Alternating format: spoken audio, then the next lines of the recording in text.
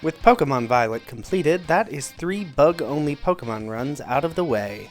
Now it's time for the fun part, comparing these runs to see how they stack up to each other in a variety of ways. And we will get to that. But first, I think it's important to determine how we feel about bug as a type. I mean, yes, it's bad, but why is it bad? And what ways is it not bad? Perhaps even good. So before we talk about runs, let's talk about bugs. So bug is one of, if not the, worst type in Pokemon, in close competition for that throne with Ice. We all know bug is a bad type, but let's really dig into why that is. We'll first look at bug's intrinsic qualities, and then expand out into why bug-type Pokémon are so bad. So first, we look at the defenses.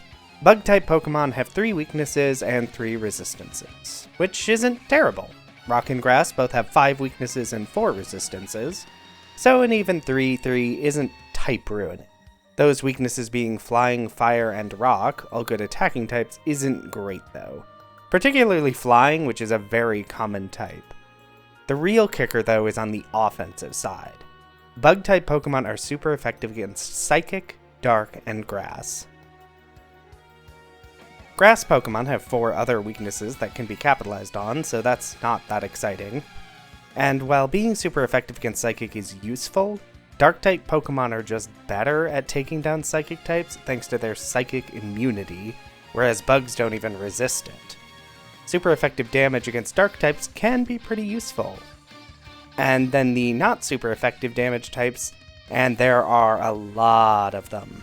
Bug-type moves are resisted by 7 of the 18 types. Not half, but pretty close. This includes high-tier types like Fairy and Steel. This makes it difficult for bugs to hit many single or dual-type Pokemon for even neutral damage, really hindering their offensive capabilities. Next, let's talk about why bug Pokemon are bad. And the first answer is they have very low base stat totals. Bugs, particularly in early generations, were introduced early, evolved early, and should be switched out for better Pokemon by the mid-game. There are some powerhouses in there, but many bug Pokemon fail to get much higher than 400. Next, we have to look at type diversity, or more accurately, lack of type diversity. Of the 100 bug-type Pokemon that exist, 25 are only bug-type, which isn't an unusual ratio. However, 27 of the remaining bugs are either bug flying or bug poison. Bug flying Pokemon gain a good damage type in exchange for 2 new weaknesses and a 4 times weakness. Bug poison is defensively better, although none of the new resistances do anything against bugs' existing weaknesses. But in exchange, the Pokemon gets an attacking type that is almost as bad as bug, being resisted by 4 types and completely negated by a 5th. And the added poison type does nothing to hit the poison, ghost, and steel types that already resist bug. After these main types, you do get a little variety, but most other type combos only get 1, maybe 2 evolution lines. This makes stab diversity really lacking. So while bug types are one of the more plentiful types of Pokemon, they do counterbalance that by being mostly trash. All those negatives out of the way, what does the bug type have going for it? And the answer is, well, not much, actually. But some! And the first answer is Compound Eyes, an ability that is unique to bug Pokemon. Butterfree, Dustox, and Vivillon all get this ability, as well as a few others. This combined with normally inaccurate status moves can be devastating. Multiplying accuracy by 1.3 means any move with an accuracy of 80 or higher is now a guaranteed hit, assuming no accuracy nonsense. Shield Dust is also a pretty good ability to stop secondary effects from opponents' moves. It didn't really come up in any of my runs, but some moves can have pretty devastating secondary effects. And while Bug type is generally not a good type, Bug Steel is a notably very good defensive type with a slew of resistances and only 1 weakness. Though good luck finding a Fire, Water, or Rock bug to actually resist that. Plus, only bugs, and Blossom for some reason, get access to Quiver Dance, which is an amazing setup move, boosting special attack, special defense, and speed. So, with a lot of preamble about the bug type and how it exists, let's finally start talking about the runs themselves. I'm not going to do several tier lists here, mostly because Pokemon isn't interesting enough to warrant that much effort, but also because it's a turn-based RPG rather than an action RPG. This changes a lot of the ways these runs can be compared to each other. Instead, we will mostly be going over each run, what was good, what was bad, and whether I would recommend it. And we start with Fire Red, where Bug-type Pokemon were at their most Bug-type. Being a remake of Gen 1, this type is in its most basic state. There are only 6 fully evolved Bug Pokemon, 2 of which are version exclusives, and most can be accessed quite early. Butterfree and Beedrill are fully evolved Pokemon at level 10.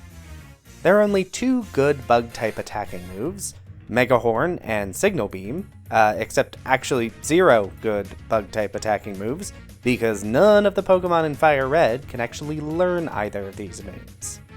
You're also limited to 3 types, Bug Flying, Bug Poison, and Bug Grass, all of which are trash on either the defensive side or the offensive side.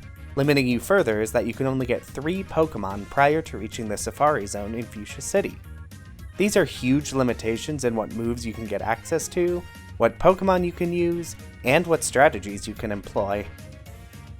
Which is actually why I think Fire Red was my favorite of the 3 runs.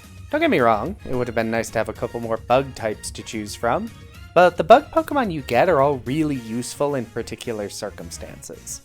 Butterfree has Compound Eyes with a wide variety of status effects. Venomoth is faster and has the same special attack stat, giving you 1 good special attacker on the team. Parasect can actually make a pretty decent wall, assuming you avoid the fire and flying types that hit it for 4 times damage, and Scyther is a fast physical attacker that can sword dance. And Beedrill, exists? Seriously, despite the Clutch Endeavor use in my run, Beedrill really doesn't have anything going for it. Butterfree makes up for its lackluster stats with a great ability and a variety of status moves. Beedrill just can't keep up with its closest competitor, Scyther. But these 5 meant every challenge I faced was a careful play of how to handle, which, yes, was usually Sleep Powder into Sword Dance Sweep, but sometimes it wasn't, and I had to actually think on my feet. So, not really a run I'd repeat because it would basically be the same run, but Bug-only Fire Red is a pretty fun experience. I admit that failing to beat Platinum without items was mostly my own failing. I should have abandoned the idea of not using repeat Pokemon. I could have caught a Scyther and used it instead of Scizor. Scizor is good, and its typing is generally better than Scyther's, but it could not stand up to the barrage of powerful fire types moves, and wasn't fast enough to outspeed the Pokemon using them. Scyther's typing is easily worse, but trading a bit of attack and bulk for a huge increase in speed would have been a lifesaver. Combine that with something like Compound Eyes Yanma with Hypnosis to give me time to Sword Dance, probably could have seen me through this. Also, I will freely admit I thought Hypnosis was less accurate than it was, because I was thinking of Sing, which has 55 accuracy, compared to Hypnosis, which has 70 accuracy. Combined with Compound Eyes, that would be over 90%. So yeah, I admit I failed at the game. I don't know that I'd recommend it, but if you want to give it a shot, go for it. You now have the knowledge to do better than I did. And last on our list is Pokémon Violet, which was pretty fun and breezy the whole way through. Other than the Nemona fights, which I lost as many as I won, I think. The open world combined with access to Terra raids meant adding new team members was really easy. And the selection of Mons has never been bigger, probably.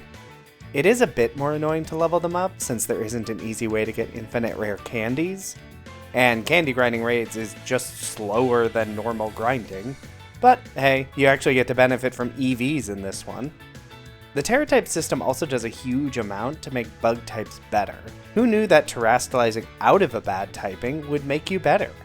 It's particularly good for fire, rock, water, to actually have a resistance to fire on the team, a type almost every bug type is weak to. The move pool that any given Pokemon can learn has continued to expand as the games have gone on, so by Gen 9, most Pokemon, even bugs, can learn a pretty diverse moveset, and that's before considering the very malleable Terra Blast. However, Violet is a pretty easy game. Pokemon trainers don't have as many Pokemon as they probably should, most of those Pokemon don't have as many moves as they should, and some of the gym leaders have made questionable decisions about team composition and the order they send out their Pokemon. Gita. So if you're already looking to replace Scarlet Violet, I'd say yeah, bug type only might be an interesting twist. Otherwise, I'd probably say do bug only in a different game. And that's it. 3 bug-only Pokemon runs across a wide-ish swath of the Pokemon releases. And it was pretty interesting, which is good. I don't actually do challenges because they're hard or not. I do them because they're interesting. They make me think about playing a game in a new way, use tools I'd never otherwise touch, get a new experience with a game I've already beaten. But that's all from me. Next time we'll be diving back into the FromSoft catalog for a new series. But who knows, maybe we'll be back in Pokemon before too long.